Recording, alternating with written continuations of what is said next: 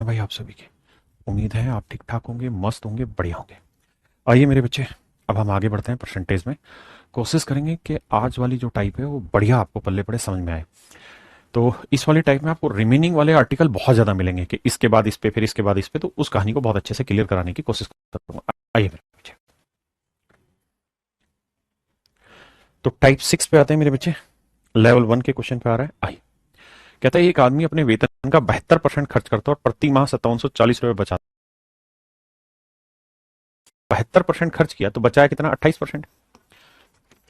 हाँ जी, 28% की फ्रैक्शन क्या होती है सर? 4%, 1/25, 28 पर 7 गुना,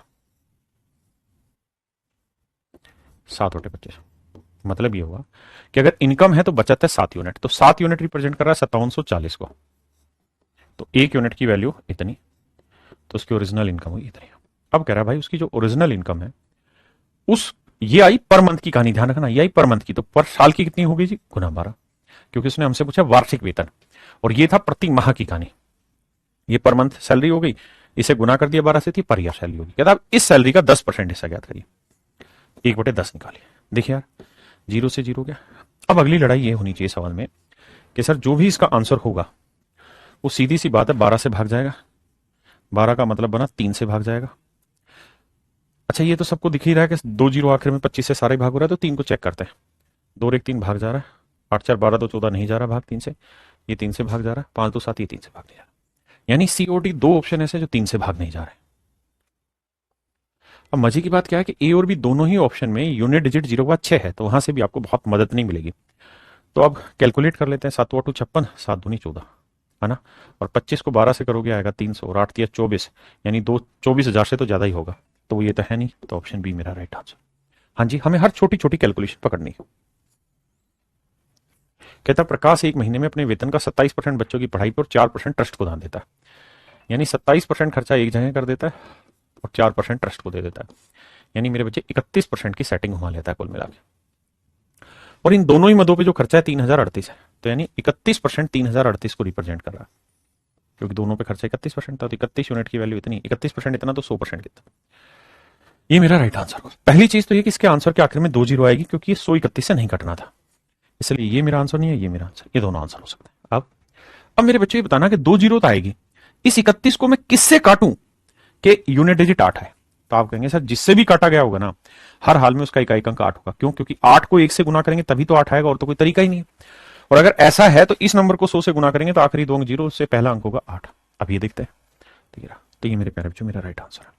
अदरवाइज आप डिजिटल सम लगा सकते हैं, यूनिट डिजिट लगा सकते हैं। यूनिट डिजिट मैंने लगा दिया, डिजिटल सम भी लगा सकते हैं। देखिए, डिजिटल सम अगर आपको लगाना होता तो ये आता 3 और 1 4, 4 को किससे गुना करें भाई? तो 7 से गुना करना पड़ेगा नीचे ऊपर से, तभी यूनिट डिजिट सेट होगा। मतलब वो डिजिटल 7 28, 28 8 2 10, यानी 1 आ गया। अब इसका देखते तो देखो, 3 3 60 से 14, 14 का 5 आया, 5 7 35 का 8 आया, यानी डिजिटल सम 8 आना चाहिए। फिर हम देखते किसका डिजिटल सम 8 आ रहा है। 9 का तो आ नहीं रहा, इसी का आ रहा था। 3 1 4 2 6, ये भी नहीं आ रहा था। तो मेरे बच्चे ऑप्शन बी मेरा राइट आंसर है। ठीक है, देखिए बाबू, कहता है रिंकी या के पापा अपने वेतन का 35% किराने पर, 35% एक जगह पे खर्चा है, 15% एक जगह पे खर्चा है, 14% एक जगह पे खर्चा है, 6% एक जगह पे खर्चा है। 14 6 20 35 15 50, यानी कुल मिला के 70% का खर्चा उड़ा दिया, समझो। यदि एक महीने के अंत में उसकी बचत 2400 रुपए, तो 70% खर्चा है तो बचत 30% होगी। तो 30% रिप्रेजेंट कर रहा है 2400 को, तो 100% की वैल्यू कैसे? तो ये तो सिंपल है, 3 8 24, 8,000। दिमाग के नहीं दौड़ाना बाबू। कहता है आयुष एक बीमा पॉलिसी पर 25%, भोजन पर 26%, बच्चों की पढ़ाई पे 23%, मनोरंजन पे 19% खर्चा करता है। तो भाई टोटल खर्चा देखोगे तो 26 और 19 का कितना बैठ रहा है? ये हो गया 45, 45 और 25 कितना हो गया भाई? 70, 70 और 23 93। तो हम ये कह देंगे कि हाँ सर कुल मिला के 93% खर्चा है।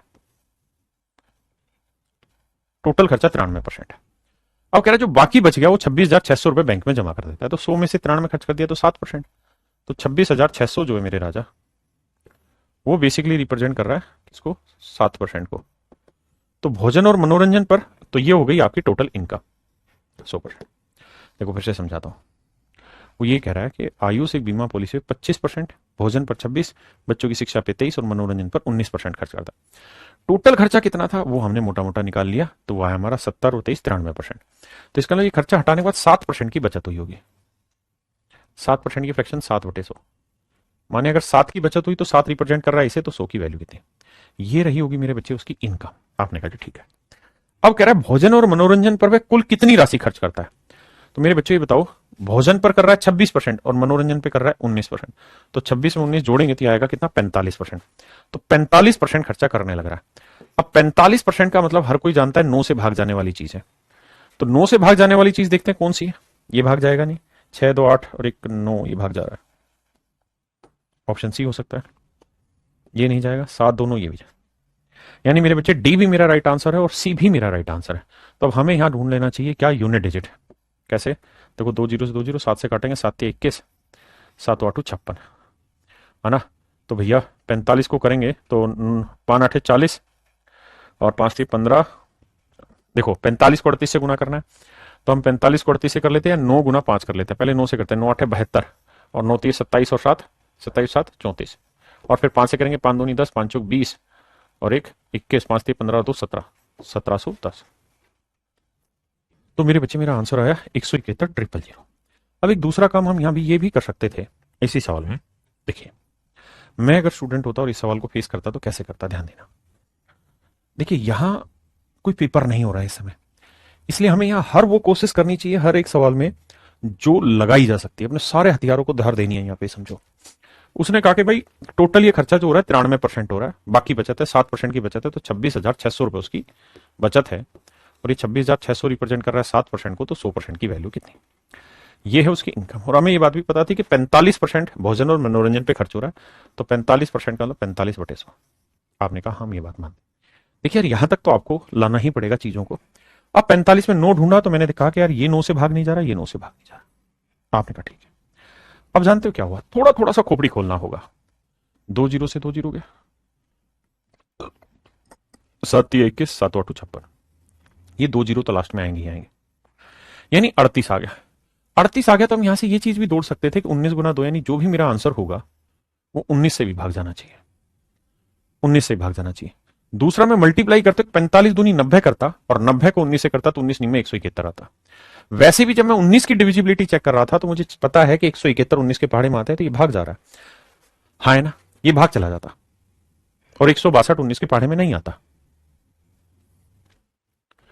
कहता है जय अपनी मासिक आय का 50% किराए और बिलों पर खर्च करता है, अपनी मासिक आय का 20% कपड़ों पर खरीदने पर खर्च करता है, दवाइयों पर खर्च करता है। तो देखो यार 50 20 70 और 5 75, यानी 75% पैसा तो उसने कुछ ना कुछ करके उड़ा दिया, बचा कितना 25%, उसकी फ्रैक्शन 1/4। अब कह रहा है शेष बचा 12,500, तो एक यूनिट रिप्रेजेंट कर रही 12,500 को, तो 4 यूनिट की वैल्यू कितनी, एक्चुअल में ये आ गई उसकी सैलरी, और यही पूछा है। तो ये तो आप जानते ही हैं, 12 चौक 48, 50 है कहीं, तो ऑप्शन डी मेरा राइट आंसर है। यानी जिस सवाल में कुछ खास नहीं, सीधा सीधा कर ले। ये मेरे बच्चे CHSL टायर 2 2023 का क्वेश्चन है। कहता है गीता एक अपार्टमेंट खरीदती है और उसके लिए EMI का भुगतान करती है, उसकी इनकम 80,000 है, वह अपने बच्चों की शिक्षा पर 15% खर्च करती है, 40% घर के कामों पर, 10% GPF में भेजती है, 15% बचत बैंक खातों में जमा करती है, और बाकी राशि EMI में चुकाती है। कितनी EMI चुकाती है देखो, आराम से प्यार नाल समझा को, 15%, 40%, 10% और 15%, तो 15 15 30, 30 और 40 70 और 10 80%। तो अगर 80% वो दे रही फालतू चीजों में, तो बाकी बचा कितना 20% वो EMI देगी। तो 80,000 का 20% निकालोगे तो 8 दूनी 16, एक ही ऑप्शन दिख रहा है, डायरेक्ट मेरा आंसर। भाई 80% खर्चा कर दिया तो मेरे राजा बचा कितना, तो आपका जवाब होगा सर 20% बचा। तो ये जो 20% है यही तो आपकी बचत है मेरे बच्चे, मतलब EMI है 16,000। अब लेवल 2 पे आते हैं मेरे बच्चे। देखिए लेवल 2 में क्या होगा, यहां हर बार रिमेनिंग का बताएगा कि इतना खर्च कर दिया, अब जो बचा हुआ है उसका, यानी शेष वर्ड जो है आपको बार बार दिखाई देगा, ये शेष नाग आपको बार बार दिखाई देगा। जैसे कह रहा है एक आदमी अपनी 20% धनराशि खो देता है और शेष धनराशि का 85% खर्च करने के बाद उसके पास 120 रुपए बचते हैं। माने एक आदमी के पास जितनी भी इनकम थी उसका 20% धनराशि खो दी, यानी 1/5। अब वो खोई हुई नहीं पूछ रहा, वो कह रहा है शेष बची हुई बताओ, तो 5 में से अगर एक खो दी मेरे बच्चे तो बची कितनी होगी 4/5, इतना रिमेनिंग बच गया।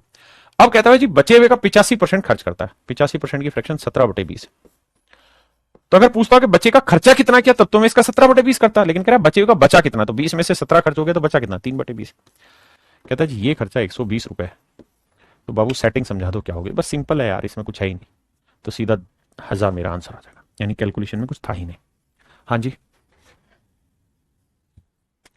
कहता है राम अपनी धनराशि का 12.5% खो देता है, यानी जो भी उसके पास पैसा होगा 12.5% खो दिया, यानी 1/8 खो दिया, तो बचा कितना, 7/8। 12.5% यानी 1/8 खो दिया, 8 में से एक पैसा खराब, तो बचा कितना, 7/8। शेष का 75% खर्च कर देता है, यानी 3/4 खर्चा कर दिया। 4 में से 3 खर्च, तो बचा कितना, 1/4। इतना पैसा बच गया। कह रहा जबकि बचा है 630, 7 × 63। अब तो कोई लड़ाई है ही नहीं, आंसर आसानी से निकलेगा। यूनिट डिजिट पकड़ते हैं, भाई एक जीरो आएगी, 8 चौक 32, 9 दूनी 18, यूनिट डिजिट के बाद 8 आना चाहिए, यानी यूनिट डिजिट 0 आनी चाहिए, यहां नहीं है, यहां नहीं है, उसके बाद 8 आना चाहिए, वो दोनों जगह। अब क्या करें, तो सर इतना भी दिमाग क्यों दौड़ा रहे हो, 8 चौक 32, 32 को अगर 9 से करेंगे तो 9 × 27, यानी 2700 से बड़ा आएगा, ये छोटा है, तो हटाओ मारो गोली। ऑप्शन बी मेरा राइट आंसर। दूसरी चीज ये भी कर सकते थे, ये 9 था यहाँ, इसका मतलब जो भी मेरा आंसर होगा 9 का डिविजिबल होगा, तो ए और बी में 9 से बी ही भाग हो रहा है, ए भाग नहीं होगा। हर एक सवाल में छोटी से छोटी बात भी जो आपके पल्ले पड़ रही है वो कमेंट किया करो भाई, है ना, मैं उसका कोशिश करके उसको आपको प्रोवाइड करूंगा उसको, कि हाँ आपने ये सोचा तो ये गलत क्यों है या सही क्यों है, दोनों चीजें एक्सप्लेन करूंगा उसका सही वक्त में, ठीक है। तो अपने कमेंट किया करो भाई।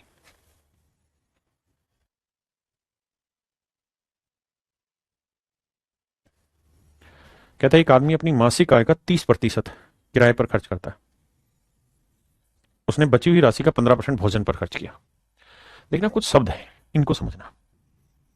बची हुई राशि का, अब बची हुई राशि का, रिमेनिंग। आओ भैया, सवाल में कह रहे हैं एक आदमी के पास कुछ पैसा है, मान लेते हैं ₹i। कह रहा है जी 30% किराए पे खर्च कर दिया, यानी 3/10 किराए पे, तो बचा कितना, 7/10। अब जो बच गया उसका 15% भोजन पे, 15% की फ्रैक्शन 3/20, यानी 20 में 3 खाने पे, तो 17 बचा। और कहता है जी जो भी अब बच गया उसका 35% अन्य खर्चे हैं, 35% 7/20, यानी 20 में से 7 बच गया है, तो बचा कितना, 13। और कहता है अब उसके पास 1,62,435 रुपए। कहता है जी कार्रवाई करो और उत्तर निकालो क्या होगा। देखो दोस्त, सबसे पहली बात दिमाग दौड़ा के समझना, इस सवाल में मैंने फिर आपको एक बात कही, हम केवल इस सवाल के लिए नहीं सोचेंगे, हर सवाल के लिए अभी से दिमाग दौड़ाना हर जगह। देखो यार 1 0 2 0 3 0, यानी आंसर के आखिर में 3 जीरो तो है। आप ये बात भी जानते हैं यहाँ 5 का मल्टीपल है या 2 इवन है, तो 1 जीरो उससे बनेगी, 5 और इवन से, यानी ऑप्शन के आखिर में 3 और 2 5 जीरो चाहिए, नहीं 3 और 1 4 जीरो चाहिए, माफ करना भाई, 1 2 3 जीरो ये और 1 जीरो, यानी जो भी मेरा आंसर होगा उसके आखिर में 4 जीरो होगी। अब हो सकता है यहां ये मजा नहीं आ रहा उस डाटा में, सभी में 4 जीरो है ना, लेकिन किसी दूसरे सवाल में काम आए। लेकिन इन कॉन्सेप्ट की प्रैक्टिस आपको हर जगह करनी पड़ेगी, तभी एक चीजें काम आएंगी। मेरी बात समझे कि नहीं समझे। अब मेरे राजा एक बात समझना, अगर सच महीने में बात करूं तो इनकम जो होगी वो ऐसे आएगी 1 6 2, आराम से समझो, एक एक डाटा को समझने की कोशिश करो, गुना 10 गुना 20 गुना 20, यानी 2 दूनी 4, 4,000, 7 गुना 17 गुना 13। हमें छोटी छोटी बातें पकड़नी होंगी, तभी सीखेंगे, नहीं तो कभी जीवन में नहीं सीख पाएंगे। मेरे प्यारे बच्चों एक बात बताना, यहां देखें तो हमारी नजर हमेशा 3 पे 9 पे 2 पे 4 पे 5 पे, इन्हीं की डिविजिबिलिटी पे जाना चाहिए था, लेकिन वो जीरो वाला कहानी चली नहीं, इवन नंबर की कहानी नहीं चली, क्योंकि जीरो के बाद सारे इवन नंबर है। अब मैं चेक करता हूं क्या 3 से भाग जा रहा है, तो 6 और 3 9, 5 और 4 9, 2 और 1 3, यानी ये नंबर 9 से भाग नहीं जाएगा, 3 से भाग जाएगा। तो पहली बात तो ये कि 3 नीचे से कटेगा नहीं, तो जो भी मेरा आंसर होगा वो हर हाल में 3 का मल्टीपल होगा, और ध्यान रहे 9 का नहीं होगा, यानी मेरा आंसर 9 से भाग नहीं होगा, 3 से होगा, मतलब 3 से होगा 9 से नहीं होगा। तो देखिए 8 4 12 3 से हो रहा है, 6 3 9 9 से भाग हो रहा है, 9 से भाग होने वाला नहीं चाहिए, 5 और 4 9, 9 से भाग होने वाला नहीं चाहिए, 4 2 6 3 से भाग होने वाला चाहिए। यही ध्यान रखना, मेरे शब्दों को छोटी छोटी बातें काम करेंगी धीरे धीरे। अब हम क्या कर सकते हैं, तो हमने ये देखा कि हम फंस जा रहे हैं। मेरे बच्चों एक बात मेरी हमेशा गांठ बांध लेना, यही चीज तुम्हें तुम्हारे सिलेक्शन की ओर लेकर जाएंगी। हर सवाल में कुछ ना कुछ निकता चुनी करनी है, और क्या क्या कर सकते हैं यही सोचना है। एक दूसरा तरीका हमारे पास बचता है डिजिटल सम लगाने का, आओ लगाते हैं। Digital sum is not a smart way, but it can be smarter in some solutions only. देखिए एक तरीका तो ये कि हम इसे काटपीट मचा ले, हमने 2 ऑप्शन तो सिंपली उड़ा दिए, ए और बी रह गया, और इनका डिजिटल सम अलग आएगा, इसलिए दिक्कत नहीं मुझे लगाने में। देखो 7 आया, 7 और 1 8 आया, 3 और 1 4 आया। आठू सातू 56, 6 और 5 11, एक और एक दो, दो चौक 8, 8 आया नीचे। अगर नीचे 8 है तो 8 से गुना करना पड़ेगा तभी एक बनेगा। यहाँ आते हैं, देखो 6 और 3 9, 5 और 4 9, 2 और 1 3 तो यहाँ आया, 4 यहाँ, 8 यहाँ। तो देखो यार 4 3 12, 2 और 1 3 बना, 3 8 24, 6 आया। यानी जो भी मेरा आंसर होगा उसका डिजिटल सम 6 होना चाहिए। अब यहाँ डिजिटल सम चेक करूं तो 8 और 4 12 3 आएगा, ये तो गलत है। लेकिन यहाँ 4 और 2 6 सेट हो रहा है। तो मेरे प्यारे बच्चों ऑप्शन बी मेरा राइट आंसर है। समझे कि नहीं समझे? मैंने अपनी तरफ से सारे घोड़े दौड़ाए सवाल में कि कैसे कैसे घूम सकता है क्वेश्चन, वैसे वैसे घुमाने की कोशिश की। कहता जी नकुल किराने का सामान खरीदने के लिए बाजार गया, उसके पास कुछ पैसे थे जिसमें 20% उसने गेहूं का आटा खरीदा, शेष जहां जहां मेरे राजा आपको ये सब दिखाई देना, शेष ये सब दिखाई दे, वहां वहां आप समझ जाना कि खेल जबरदस्त है। कहता है नकुल किराने का सामान खरीदने के लिए बाजार गया, उसके पास कुछ पैसे थे जिसमें 20% उसने गेहूं का आटा खरीदा, यानी 1/5। तो बचा कितना भाई? शेष पैसा 4/5। और शेष 25% पैसे उसने खाना पकाने में, यानी 1/4। तो बचे कितने खाना वाला हटा के? 3/4। अब उसके पास 900 रुपए बचे हो तो नकुल के पास शुरुआत में कितने थे? देखो 3 3 9 3 5 15, ये तो आसानी हो गया, 1500। Option A.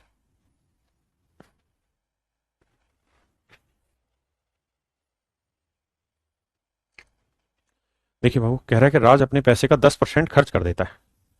10% खर्च कर देगा, बचेगा 90%। बचे हुए का 70% बैंक में जमा कर दिया तो बचाया 30%। और कहता बचा हुआ पैसा है 2646। पहली बात तो आखिर में 2 जीरो आनी चाहिए थी, गुना करके वो आ रही है। अब क्या करें सर? अब मेरे राजा देखो, छोटा ही डाटा है तो क्या ही घुमाने की कोशिश करूं मैं तुम्हारे साथ। आपको एक बात तो समझ, छोटा ही डाटा है, चलो काटते हैं। छोटा डाटा है मतलब बड़ा के नहीं है, 9 से काटेंगे। 9 दूनी 18, 9 साते 63, नहीं 9 दूनी 18, 18 के 2646 है ना, 9 दूनी 18, 8 बचा, 9 साते 63 है। ये कहाँ गड़बड़ हो रही देखना भाई। अच्छा अच्छा, 9 दूनी 18 भाई, 18 के बाद बचा कितना? 8, और 9 साते 63, 9 नीम 81, 3 9 चौक 36, माफ करना, 3 से काटेंगे, 3 नीम 27, 3 8 24, 98 में मेरा आंसर हो, यानी ऑप्शन डी। कह रहा ताश खेलते समय एक व्यक्ति पहले राउंड में अपना 75% पैसा हार जाता है। तो मेरे राजा अगर 75% हारेगा तो मतलब 3/4 होती 75% की फ्रैक्शन, यानी 4 में से 3 हारेगा तो बचेगा कितना उसके पास? 1/4। फिर हारता है, फिर हारता है, 3 बार हारने के बाद आखिर में उसके पास 100 रुपए बच जाते हैं। क्योंकि जितने भी पैसे होंगे अब शेष का 75% हारेगा, ध्यान रखना हमेशा शेष का 75% हारे। तो भैया 4 का क्यूब होता है 6400, वो मेरा आंसर। 4 का क्यूब 64 गुना 100, 6400 राइट आंसर।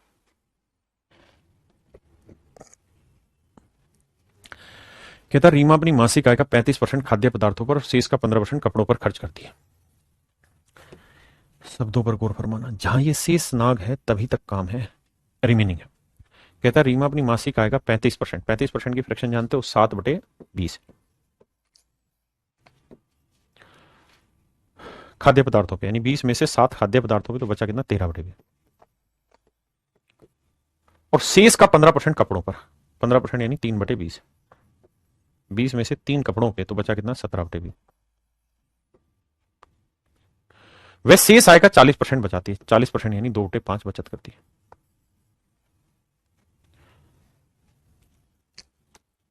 अरे इसने तो इनकम दे ही रखी थी 27,500, हम पढ़ा ही नहीं। तो 27,500 इनकम थी, उसके साथ ही कहानी थी।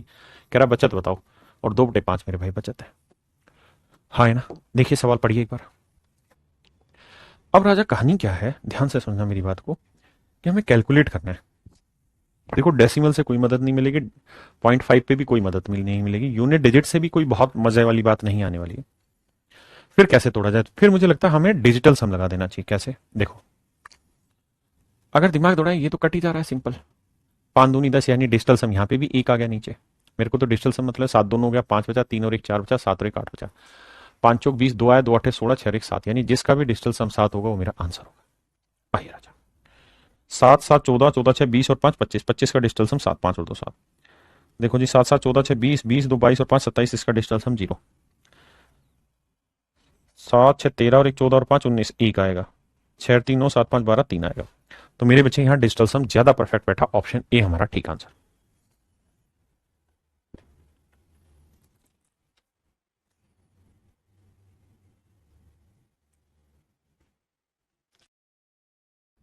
देखिए मेरे बच्चे सवाल बहुत बढ़िया है। कह रहे एक परिवार के family member spend 25% of his monthly income on food. 35% of the remaining on home loan. कहते हैं एक फैमिली मेंबर की जो भी इनकम रही होगी उसका 25% खाने पे खर्च करता है, तो 1/4 यानी बचा कितना, 3/4। 35% घर के खर्चों पे खर्च कर देता है होम लोन पर, तो 35% की फ्रैक्शन 7/20, तो 20 में से 7 खर्च कर दे रहा है, तो बचा कितना, 13/20। हाँ जी।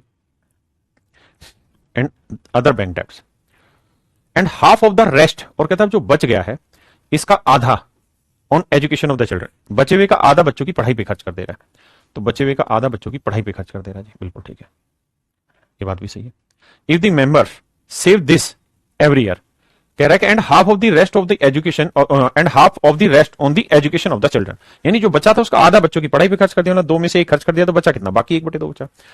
तो ये डॉलर वॉलर के साइन पे मत घबराना, ये सिंपल है, 46,215, हमें इसी के हिसाब से आंसर निकाल देना। अब हमसे कह रहा है कि भैया बताओ शुरुआत में उसकी मासिक इनकम क्या थी। देखो यार कहानी क्या है, छोटी छोटी बातें समझने की कोशिश करना। देखो यहां 5 है, बिल्कुल ठीक है, इसमें कोई आपत्ति नहीं। अच्छा एक चीज और भी हम दिमाग दौड़ा सकते हैं, या पहले इतनी बात समझो फिर आगे कहानी समझाऊंगा। यहां 5 का मल्टीपल है, जब इसे क्रॉस करोगे तो यहां इवन नंबर है, तो 5 को जब भी किसी इवन नंबर से मल्टीप्लाई करोगे तो हर हाल में आखिरी अंक 0 आएगा ही आएगा, इसमें कोई बचाव है ही नहीं। तो इसका मतलब 1 0 तो 5 की वजह से आएगा, और 1 0 यहां है, यानी मेरा आंसर आएगा 0 0। तो उसकी जो परिवार की जो फैमिली की मंथली इनकम थी उसके आंसर के आखिर में 0 0 आएगा। हमें ईयरली इनकम चाहिए मंथली, अच्छा मंथली इनकम चाहिए, निवासी का, अच्छा ये साल की इनकम है, अगर ये साल की इनकम है तो महीने की कितनी होगी, 12, कोई फर्क तो पड़ा नहीं, 12 होगी, मारो गोली। ध्यान देना ये भाई साल की इनकम है, 46,215 साल की है, मैं इसे 12 से भाग दे दूंगा तो मंथली इनकम आ जाएगी, मतलब ये मंथली आ गई उसकी। तो मेरा जो भी खर्चा आएगा ये तो तय है कि ये 12 में कोई ऐसा नंबर है नहीं मौजूद जो 5 को काट देगा, तो 5 यहां रहेगा, इवन नंबर यहां रहेगा, मल्टीप्लाई होकर सेटिंग हो जाएगी, यानी आखिर में 2 0 आएंगे। अब ये 2 0 नहीं देगा, ये 2 0 नहीं देगा आखिर में, तो यानी ऑप्शन ए और डी में से कोई एक राइट आंसर होगा। दूसरा, अब बाबू हम डिजिटल सम भी लगा सकते हैं, कैसे? तो मेरे बच्चों देखो, पहले से 4 से काटेंगे तो यहां आएगा 3, तो आंसर आएगा 46,215/3, और ये 3 गुना 13 इधर नीचे आ जाएगा, और ऊपर 20 गुना 2। तो आपने एक बात नोटिस करी होगी यहाँ, क्या कि जब ये 3 पहले से यहाँ मौजूद है तो जब भी हम डिजिटल सम लगाते हैं तो बटे में 3 या 3 का मल्टीपल नहीं होना चाहिए।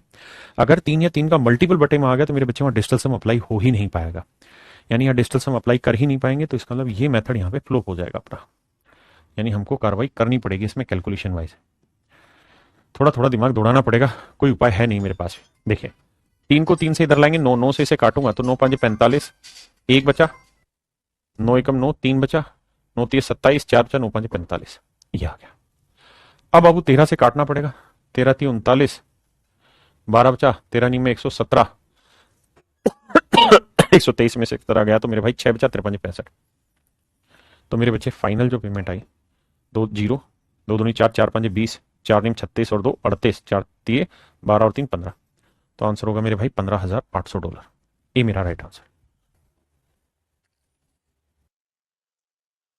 देखिए सवाल में कह रहा है एक व्यक्ति अपनी आय का 25% दैनिक उपयोग की वस्तुओं पर खर्च करता है, इसके अलावा वह शेष राशि का 18% घर के किराए पर।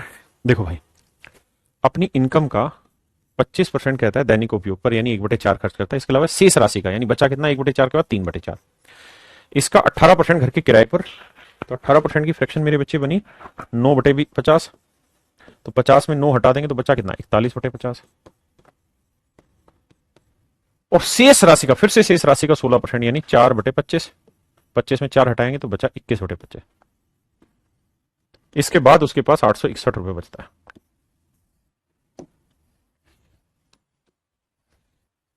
अब सवाल में हमें कह रहा है कि उसका वेतन बताइए क्या होगा। देखो यार एक बात तो तय है कि बटे में 3 सभी में आ रहा है, तो वो लफड़ा तो होगा नहीं। एक चीज और भी है कि 41 से नंबर डायरेक्ट दिख रहा है, 41 दूनी 82 और 41 एकम 41 21 आ गया, 21 से नंबर कट गया, तो बटे तो 3 आया, 25 चौको 100, 100 5 500, यानी 5000/3 मेरा राइट आंसर आएगा। तो भैया 1600 समथिंग पे आंसर आएगा, 16,000 ना 1666 से ही 2/3, यानी ऑप्शन बी राइट आंसर। कहता है विपुल अपनी मासिक आय का 30% किराए पर, शेष का 60% किराने के सामान पर और शेष का 40% अन्य चीजों पर खर्च करता है।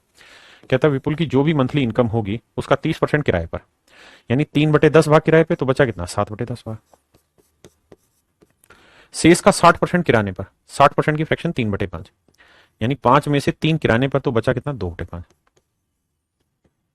और शेष का 40% अन्य चीजों में, 40% की फ्रैक्शन 2/5, 5 में से 2 हटा देंगे तो बचा कितना 3/5 अन्य चीजों पर खर्च करता है।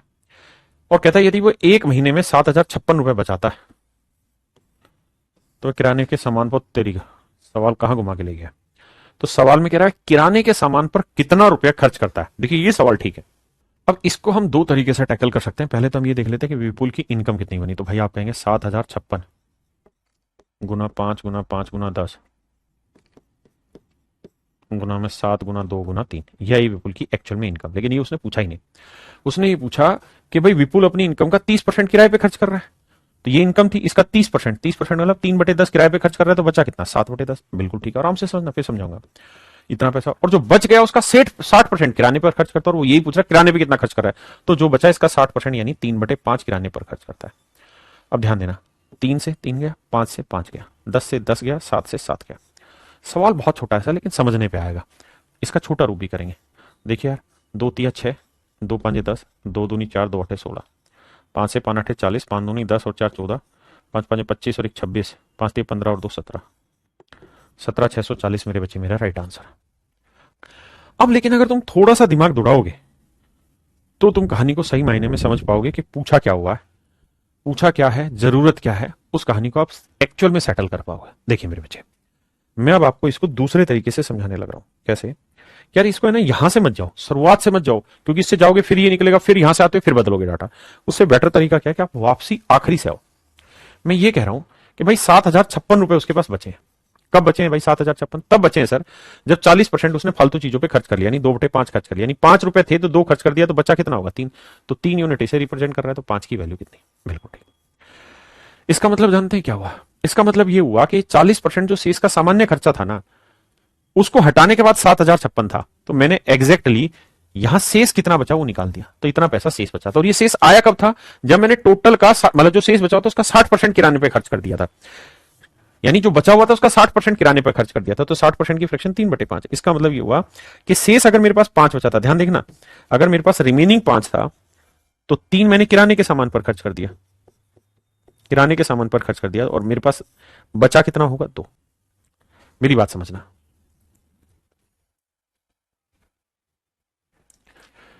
देखिए हम उल्टा चल रहे हैं कहानी को। कह रहा है यदि वह एक महीने में 7,056 रुपए बचाता है, तो सिस्टम को यहां से पढ़ो, यदि वह, इस वाली लाइन से फिर पकड़ जाओगे बात, यदि वह एक महीने में 7,056 रुपए बचाता है तो वह किराने के सामान पर कितना खर्च करता होगा।